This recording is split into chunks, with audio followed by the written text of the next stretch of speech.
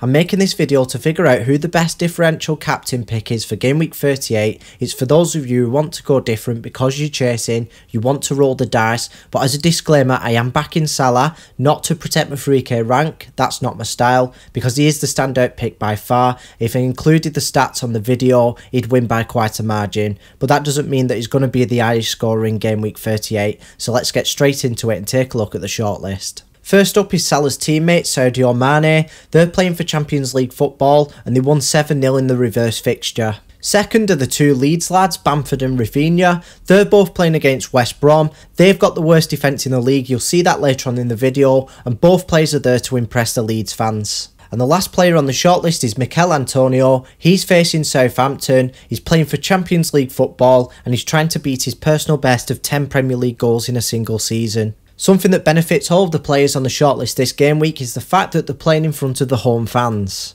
Something that's worth mentioning is that I've not got any defenders on the shortlist. I prefer to have that higher ceiling. There are ultra differentials that you could go for, but these four players I believe have the best shot at challenging Salah. Anyway, let's take a look at the stats for this season. Antonio has the best underlying stats, topping the non-penalty expected goals and non-penalty expected goal involvement. But it turns out that Bamford has delivered on his underlying stats more than anyone on the shortlist. Despite having the most assists per 90 minutes, it's fair to say that Rafinha has the worst underlying stats and is delivered on them the least. Mane's underlying stats are promising. He has been underperforming his expected goals by quite a lot though. Something that makes Rafinha's and Mane's stats a bit more appealing is the fact that they get an extra point for every goal that they score. And of course they have the potential to get a clean sheet point as well. Whilst Rafinha is the most creative player on the shortlist, unfortunately for him, you get more points for a goal than you do for an assist in FPL, and a big drawback for him is that his non-penalty expected goal involvement isn't weighted heavily on expected goals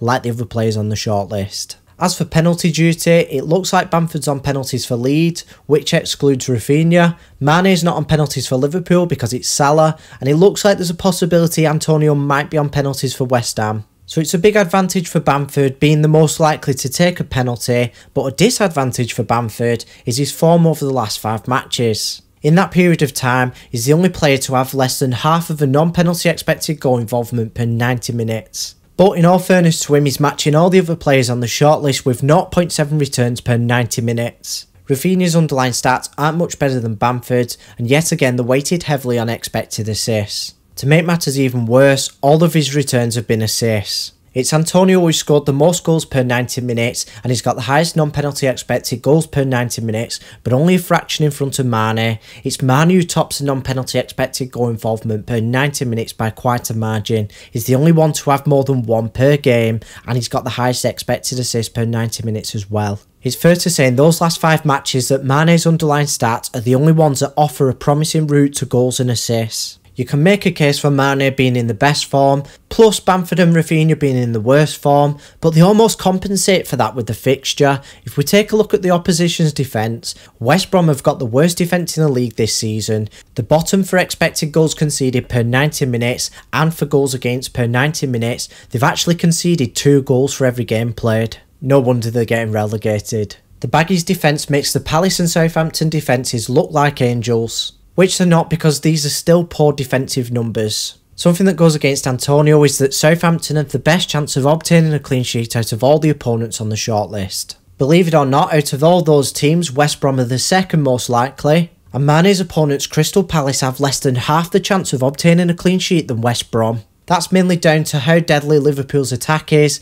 They scored 7 goals in the reverse fixture and they have a lot to play for. Finally, let's compare the probability of each player scoring and assisting. Bamford has the highest anytime goal scorer odds by 7% ahead of Mane, and his teammate Rafinha has the highest anytime assisting odds by 2% ahead of Mane as well. Even though Mane's in second place for both, him and Bamford have the best chance of returning with a 66% chance. I'd just like to reiterate that Mane gets the extra point for a goal as a midfielder, so he wins on that front. To back that up, the Senegalese tops the Fantasy Football Hub points projections by 1.4 and the Fantasy Football Fix points projections by 1.5. So with all that information combined with the player's form, the probability of his opponents obtaining a clean sheet, fighting for Champions League football, and him scoring an extra point for every goal that he scores with the extra possibility of a clean sheet point, the player I'm tipping as the best differential captain for game week 38 is Sadio Mane. Let me know who your captain is for the final game week in the comment section down below.